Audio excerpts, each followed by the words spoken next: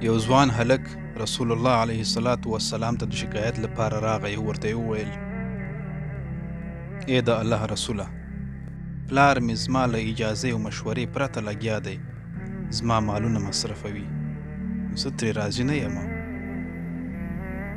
د الله رسول د هغه هلک پلار راوغوښت. کله چې سپین ږیری خبر شو چې زوی یې د ده له لاسه رسول الله علیه السلام ته شکایت کړی دی، نو ډېر سخت خفه شو. هغه مهال په عربو کې شعر ویل ډېر زیات رواج و. سپین ږیري په لاره په خپل ذهن کې د شعر یو څو بیتونه جوړ کړل چې د رسول الله علیه السلام په حضور کې یې ولولي. په دې وخت کې جبرائیل امین راغی او رسول الله علیه السلام ته یې وویل: مخکې له دې چې د دې دوو کسانو ترمنځ سوله وکړي، لومړی هغه شعر واوره چې سپین ږیري په خپل ذهن کې جوړ کړی دی او بیا پرېکړه وکړه. کله چې سپین ږیری راورسېده، د الله رسول ورته وفرمایل: لومړی به هغه شعر واورو چې ستا په ذهن کې دی. د سپین ږیري په سترګو کې اوښکې ډنډ شوې. ورته ویې ویل: ای د الله حبیبه، له هغه شعر څخه چې اواز یې لا تر اوسه ما هم نه دی اورېدلی، بیا وختي الله تعالی خبر کړي. شعر په سختو او پیچلو الفاظو ترتیب شوی و او معنا یې داسې وه: کله چې ته پیدا شوې، زه پوه شوم چې د سختۍ ورځې مې پیل شوې. تا به ژړل او موږ به هم بې خوبه وو. تا به ډوډۍ نه خوړله، موږ ته به یې هم خوند نه راکاوه.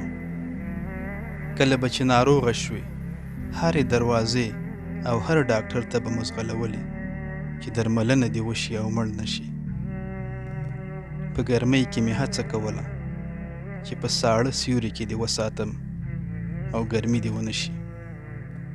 په یخنۍ کې مې تیږې ماتولې او درانده پیټې مې چلول تر څو تا ګرم وساتم.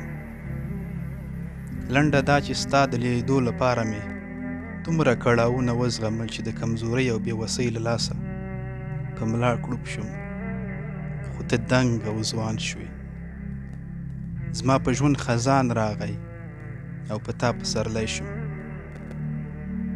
خپلې موخې ته ورسېدم چې ته سمسور او سرلوړی شوې، او له ځانه سره مې وویل چې پاتې عمر به ستا تر سیوري لاندې تېروم.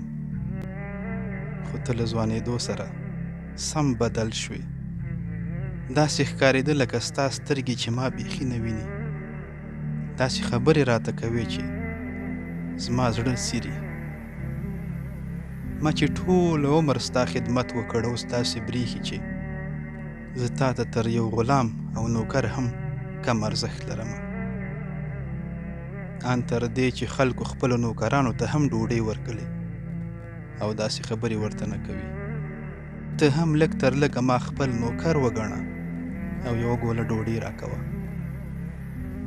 د شعر په پای کې رسول الله علیه السلام ته پام شو. دومره یې ژړلي و چې ږیره مبارکه یې په اوښکو لمده خیشته وه. د الله رسول له خپله ځایه پاڅېد، د زوی خواته یې ورغی او 3 وارې ورته دا کلمات تکرار کړل: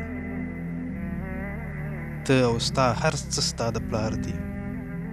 ته او ستا هر څه ستا د پلار دي. ته او ستا هر څه ستا د پلار دي. السلام علیکم ورحمة الله وبرکاته.